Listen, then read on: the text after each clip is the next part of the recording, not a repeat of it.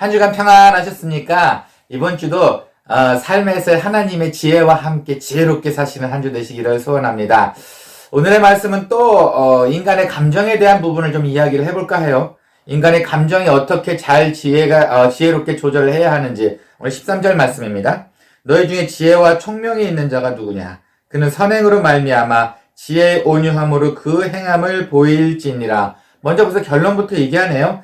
지혜의 온유함으로 행함을 보일지니라. 여기서 말하는 지혜의 온유함은 겸손을 이야기하고 있습니다. 그런데 어떤 부분을 이야기하시려고 벌써 이렇게 겸손부터 결론부터 말씀하시는지 오늘 14절 한번 보겠습니다. 그러나 너희 마음속에 독한 시기와 다툼이 있으면 자랑하지 말라. 진리를 거슬려 거짓말하지 말라. 예, 오늘의 주제는 바로 이겁니다. 시기와 질투입니다. 시기와 다툼. 자, 이걸 다른 말로 하면 질투와 이기심이 돼요. 오늘은 뭐 성경적인 용어로 시기와 다툼이지만, 글쎄요, 내용적으로 봤을 때는 질투와 이기심 정도가 되는 것 같아요. 네, 여러분도 많이 아실 겁니다. 질투와 이기심은 결국은 많은 문제를 불러일으킵니다. 그 대표적인 사건이 가인과 아벨의 사건이 있어요. 하나님은 아벨의 제사만 받고 가인의 제사는 받지 않으셨어요. 근데 가인이 결국은 질투를 내서 아벨을 죽이고 맙니다. 성경의 첫 질투로 인한 살인사건이에요. 가인과 아벨은 아담과 하와의 아들들입니다. 이 히스토리가 시작하자마자, 역사가 시작하자마자 바로 첫 범죄가 질투에서 시작됩니다. 뭐 이것뿐만이 아닙니다. 사울과 다윗의 질투의 사건은 어땠을까요? 처음에는 다윗을 끼고 있었던 사울이 결국은 사람들이 이렇게 소리를 지릅니다. 전쟁에서 이기고자 사울은 천천히요 다윗은 만만이라. 사울은 1000명을 죽였다면 다윗은 만명을 죽였다. 더 훌륭하다는 얘기죠. 결국은 사울왕이 질투로 확 사람이 돌변해버리게 돼요. 그래서 죽는 그날까지 결국은 다윗을 질투를 하게 됩니다. 이만큼 질투가 참 어려운 부분이기도 합니다. 그래서 결국은 이렇게 이야기를 합니다. 오늘 14절 말씀에서 질투와 시기심이 있을 때 하지 말아야 할 것들을 바로 말하고 있죠. 다시 한번 읽어볼까요? 그러나 너희 마음속에 독한 시기와 다툼이 있으면 자랑하지 말라. 진리를 거슬려 거짓말하지 말라. 자랑과 거짓말을 말하지 말라고 합니다. 기억하셔야 될 것 같아요. 여러분의 자랑을 함께 기뻐할 사람 그렇게 많지 않습니다. 뭐 함께 기도를 해서 열심히 기도를 해서 뭐 아팠던 분이 나았다. 이거는 박수 받을 일이죠. 잘 생각을 해보세요. 박수 받을 일과 내가 자랑을 하고 있는 게 무엇인지. 여러분의 자랑을 결코 그렇게 많은 사람들이 좋아할 것 같지는 않아요. 그러니 자랑을 조심하셔야 될 것 같습니다. 뿐만이 아니에요. 거짓말도 하지 말랍니다. 자랑을 위한 거짓말. 아마도 조금은 부풀리기 자랑을 하고 싶은 것 같아요. 그런데 결국은 이렇게 해서 남을 다치게 한다는 겁니다. 오늘의 여기서 말하는 그 시기와 다툼에 있어서 거짓말도 하지 말고 자랑하지 말라는 건 뭐냐면 여러분을 드러내는 것, 그것도 둘째 문제지만 절대로 남을 다치게 하지 말라는 이야기가 됩니다. 어떤 분은 좀 이런 식의 자랑을 많이 하세요. 뭐 이야기 중에 많이 나올 수 있습니다. 그런데 뭐 나는 어디를 가는데 뭘 샀는데 좀 힘들게 샀어 라고 말을 하면 꼭 그분은 난 쉽게 샀는데? 별일 없었는데? 이런 식으로 약간 이렇게 자기는 특별하다는 듯이 뭐든지 이렇게 얘기를 해요. 어떤 거를 구입할 때도 그렇고 어려운 문제를 해결할 때도 그렇고 뭐 사소한 거, 큰 문제들도 아닙니다. 사소한 거 꼭 그냥 듣고 나서 아이고 힘들었겠다. 이거 다른 방법이 있을 텐데 라고 이렇게 이야기하는 식이 아니고 나는 괜찮았는데? 나는 괜찮았는데 너는 왜 그랬대? 이런 식으로 이야기를 하시는 분이 있어요. 어때요? 은근히 상처가 되더라 이겁니다. 참 사람에게 많은 상처를 주고 있어요. 분명히 작은 행동인데 그게 어쨌든 거짓말은 아니겠지만 어쨌든 그것으로 인해서 작은 자랑이긴 하지만 듣고 있는 사람들이 자멸감을 빠지게 합니다. 진짜 나는 왜 그랬지? 내가 뭐 잘못했나? 이것 또한 옳은 방법이 아니라는 이야기입니다. 조금 다른 얘기예요. 중국 뉴스에서 예전에 나왔던 것 같아요. 그 젊은 아가씨들이 이제 요즘 인터넷 무슨 인스타그램이니 뭐 틱톡이니 이런 데 보면은 아주 화려한 호텔에서 멋지게 시간을 보내는 이런 장면을 찍고 싶어 하는 아가씨들이 많습니다. 근데 뭐 재정적으로 힘들죠. 그러다 보니 중국에서 한 상품을 만들었는데 이렇게 하고 싶은 아가씨들을 모아다가 돈을 얼마를 걷어다가 30명이든 40명이든 얼마씩 이제 n분의 1, 우리말로 n분의 1로 해서 돈을 모아다가 최고급 호텔을 한 칸을 빌립니다. 그리고 그 돈을 낸 사람들한테 시간을 정해줘요. 30분이면 30분, 1시간이면 1시간. 그래서 그 호텔에서 마음껏 사진 찍을 수 있게 해주는 상품이 나왔습니다. 뭐 어떻게 보면 좀 똑똑한 방법 같아요. 내 돈 내고 거기서 사진을 찍을 수 있는 방법은 없으니까 이렇게 나와 똑같은 생각 갖고 있는 사람들이 모여서 자기한테 할당된 30분이면 30분, 1시간이면 1시간 들어가서 열심히 사진 찍고 자기 소셜미디어에 인스타그램이든 어디 이렇게 올립니다. 그러면 그럴듯하게 또 한 장면이 나오지 않습니까? 잘 살아 보이지 않습니까? 남들보다 좀 좋아 보이지 않습니까? 이것은 시기와 질투심에서 만든 거짓말이라는 이야기입니다. 그게 좋은 방법은 아니죠. 자기를 위해서, 자기를 자랑하고 싶어서, 아니면 나보다 더 멋지게 찍은 저 사람을 시기 질투해서 나도 한번 해봐야지라고 생각해서 그렇게 하는 행동들이죠. 절대로 좋은 행동은 아닙니다. 상대로 박탈감을 느끼게 할 수 있고요. 이런 행위가 바로 성경에서 말하는 진리를 숨기는 거짓말이라고 할 수 있습니다. 최근에 어느 일타 강사가 이렇게 이야기를 했어요. 이런 것 때문에 아이 출산율이 한국이 낮아지고 있다. 상대적 박탈감 때문에 저 사람은 저렇게 돈이 많고 애도 키우고 애들이랑 좋은 호텔 가는데 나는 그럴 수가 없어. 그러면 애기를 안 낳아야지. 라는 식으로 몰고 간다는 겁니다. 뭐 근거가 있는 이야기인 것 같아요. 저도 어느 부분은 동의를 합니다. 어떠세요? 시기와 질투를 인해서 만드는 모든 자랑거리들은 결국은 나는 모르지만, 나는 조금 뜰 수 있지만 결국은 여러 사람을 아프게 한다는 겁니다. 근데 이런 것들을 미련한 사람들을 지혜라고 한답니다. 우리가 볼 땐 정말 미련한 방법이고 거짓의 방법인데도 15절입니다. 이러한 지혜는 위로부터 나려온 것이 아니요 땅 위의 것이요 정욕의 것이요 귀신의 것이니 하늘로부터 내려온 지혜가 아니고 땅 위의 것이랍니다. 그리고 정욕의 것이고 귀신의 것이라고 합니다. 좋은 지혜가 아니죠. 이것을 지혜라고 부르는 사람들 자체가 미련입니다. 땅 위의 지혜며 세상의 지혜, 그리고 마귀가 주는 지혜입니다. 근데 내가 하고 나서 어떤 걸 결정하고 나서 뭐 사람이 혼란이 올 수도 있죠. 어떻게 보면 결정할 때 좀 어려움이 있을 수 있죠. 그리고 상당히 결정하기 어려울 때가 있습니다. 어느 하나의 일을 맡았을 때. 그런데 이게 좋은 결정인지 나쁜 결정인지 하나님이 주신 결정인지를 혹시 알 수 있는 방법이 있을까요? 어떻게 보면은 우리가 결정할 수 있는 그 방법, 어려운 방법이 잘 결정하면 여러 사람을 살릴 수 있을 것 같고 잘못 결정하면 여러 사람을 죽일 수 있을 것 같고 16절 말씀입니다. 시기와 다툼이 있는 곳에는 혼란과 모든 악한 일이 있음이라. 네, 결정을 잘못했을 때 이건 정말 아닌 결정이다 라고 했을 때는 혼란과 모든 악한 일이 생깁니다. 결과가 안 좋다는 거예요. 네, 이걸 하나님이 주신 지혜인지 아닌지 어떻게 할 수 있을까요? 첫 번째는 그 결론을 보면 압니다. 온갖 시끄러움 속에 묻히게 됩니다. 분명히 난 좋은 결정이라고 했는데, 하나님이 주신 결정인 줄 알고 했는데, 결국은 혼란을 일으키고 모든 악이 움직인답니다. 좋은 결정이 아니라는 거죠. 태국에서 있었던 일이에요. 한 아내가 남편에게 질투심을 일으키고 싶었습니다. 그러면 혹시 나에게 좀 더 잘해줄 수 있을까라는 생각에 남편의 질투심을 일으키기로 결정을 해요.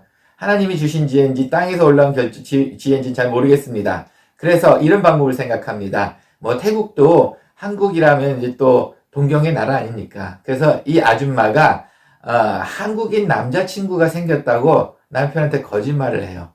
너 그러면 오르지 못할 남자니까 야, 이거 좀 기 좀 죽고 나한테 앞으로 잘해주겠지라고 생각을 했던 것 같아요. 그래서 이 방법을 사용했습니다. 그와 찍은 사진도 이제 소셜미디어에 올리기도 하고, 근데 그 사람하고 전혀 상관없는 사람인데 그냥 단지 질투를 일으키고 싶었어요. 그리고 나서 얼마 지나지 않아서 이 남편, 태국 아줌마의 남편은 감당하지 못해서 자살을 하고 맙니다. 앞으로 더 잘 살길 바래하고 자살을 하고 말아요. 어때요? 어디에서 온 지혜였습니까? 하늘에서 온 지혜였나요? 땅에서 올라온 마귀의 지혜였나요? 일이 커졌을 때는 물론 결론을 봐야 되기 때문에 좀 아쉬움이 있긴 합니다. 하지만 그 과정 중에도 그렇게 될 수 있다는 겁니다. 혼란과 분란이 있으면 그건 좋은 결정이 아니라는 거예요. 한 번 더 진지하게 생각해 볼 필요가 있습니다. 좋은 결정인지 아닌지 어떻게 할 수 있냐. 두 번째로는 그 결정을 하게 되면 너무나 많은 사람이 아파하게 되면 절대로 좋은 결정은 아닌 것 같습니다. 분명히 난 이렇게 되면 털이 이익이라 생각해서 했는데 너무나 많은 아파하는 사람들이 생긴다면 그거는 분명히 지혜로운 방법 같지는 않아요. 하나님께서 원하시는 방법은 열매는 좀 작을 수는 있지만 모두에게 평화가 될 수 있는 것, 모든 사람이 아프지 않는 게 어떻게 보면은 하나님께서 원하시는 지혜의 방법이 아닐까요? 정말 여러분이 잘 결정했다면은 시간이 조금 지나고 나서 모든 것이 다 잘 안전하게 잘 되어 있을 겁니다. 때로는 손해보는 결정인지 알면서도 결정하고 나면 괜히 왠지 마음이 시원해지는 경우가 있어요.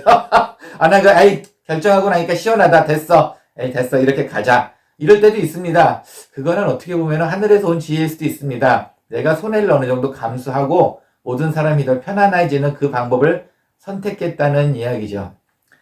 가끔 이렇게도 한번 해보세요. 내 결정이 옳은지 안 옳은지는 당연히 하나님한테 여쭤보셔야 합니다. 하지만 그 외에도 가장 믿을 만한 사람한테 물어보시는 것도 괜찮습니다. 저는 어쩔 때는 전혀 모르는 사람한테 물어보기도 합니다. 가장 객관적인 시각으로 답을 듣고 싶었기 때문이에요.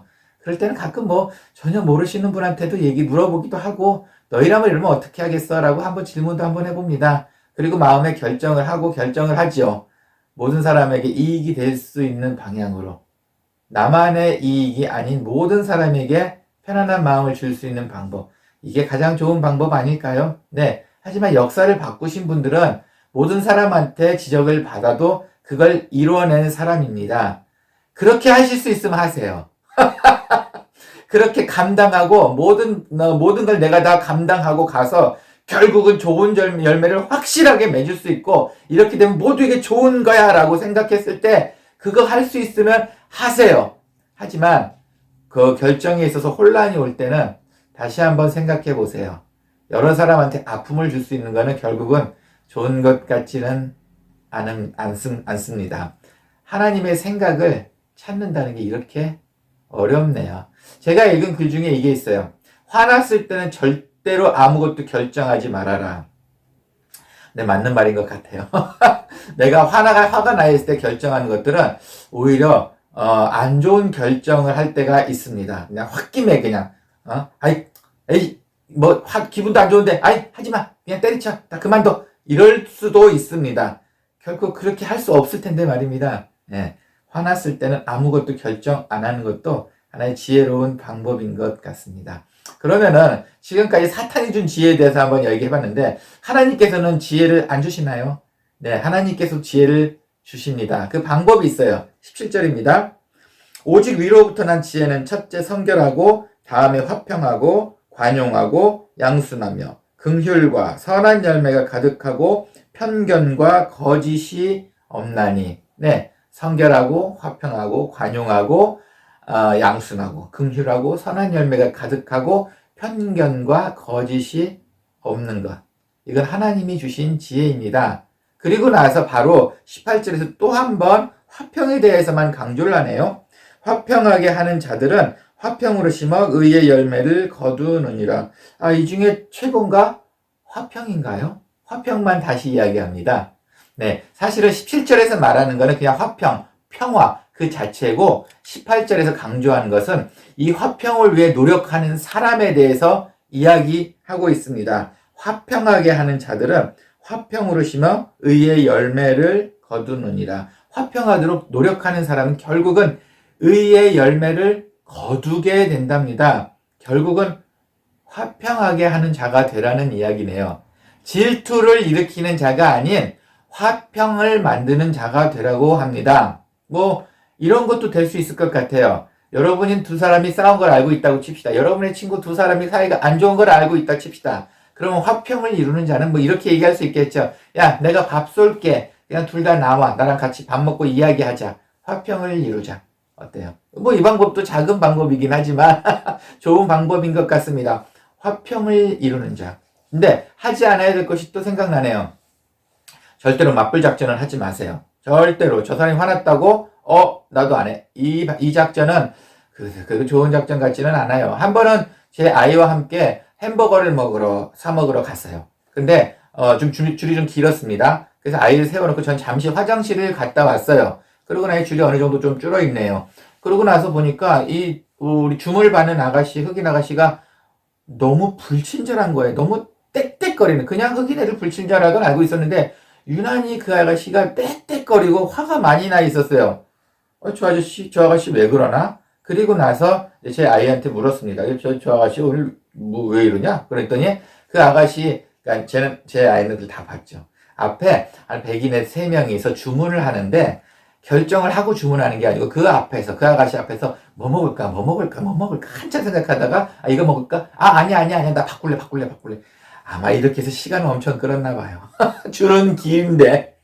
그러니 주문받는 흑인 아가씨가 많이 화가 났어요. 그 사람들 덕분에. 그럼 솔직히 말하면 제 문제는 아니잖아요.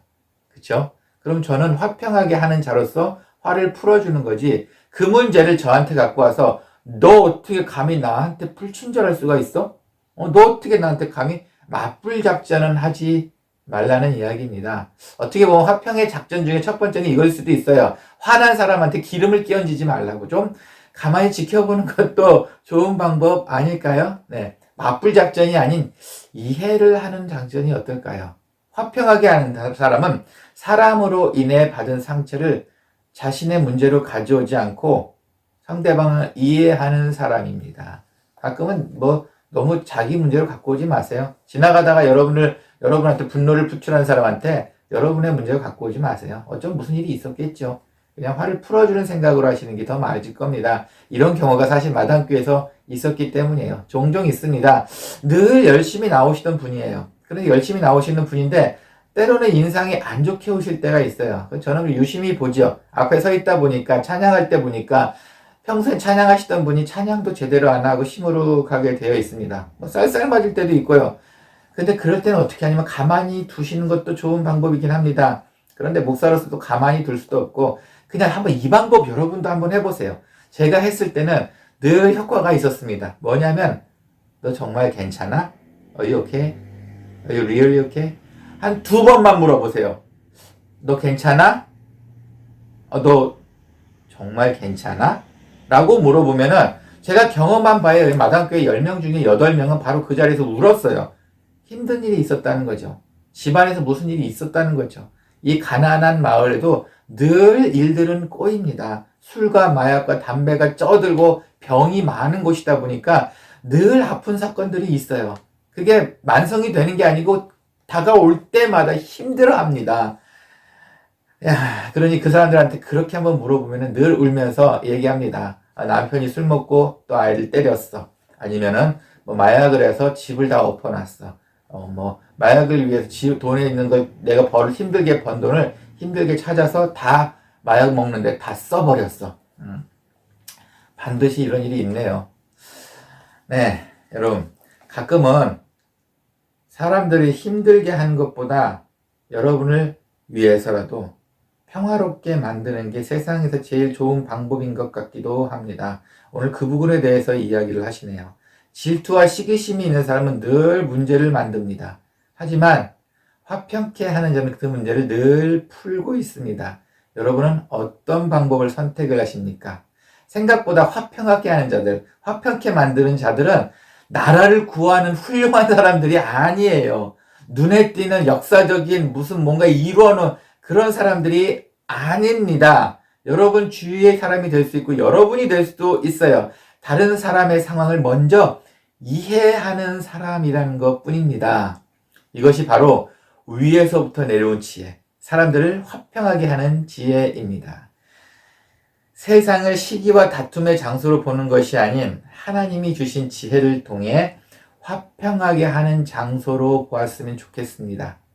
우리의 작은 이해가 때로는 큰 싸움을 막을 수도 있습니다. 그러니 늘 하늘에서 주시는 지혜를 위해 기도하는 우리가 되고 그 지혜의 방법을 사용하는 우리가 되고 세상을 화평하도록 노력하는 우리가 되었으면 좋겠습니다. 함께 기도하겠습니다. 하나님 감사합니다. 때로는 우리의 자만심과 이기심 때문에 질투를 불러일으키도록 거짓말을 한 적이 없나요? 그리고 그것을 위해서 문제를 일으켜 사람들로 하여금 상처를 받게 한 적이 없나요? 용서해 주시옵소서. 하지만 이제부터 하나님께서 원하시는 화평하게 하는 자가 되려고 합니다. 그래서 남들을 먼저 이해해 보도록 하려고 합니다. 그러니 하나님께서 하늘에서 주시는 지혜를 통해 우리가 화평하게 만드는 자가 될 수 있도록 함께 해 주시옵고 우리의 주위의 가정과 친구들의 문제 화평하게 이루어질 수 있도록 하나님께서 간섭해 주시옵소서. 오늘 말씀도 감사합니다. 예수님의 이름으로 기도합니다. 아멘.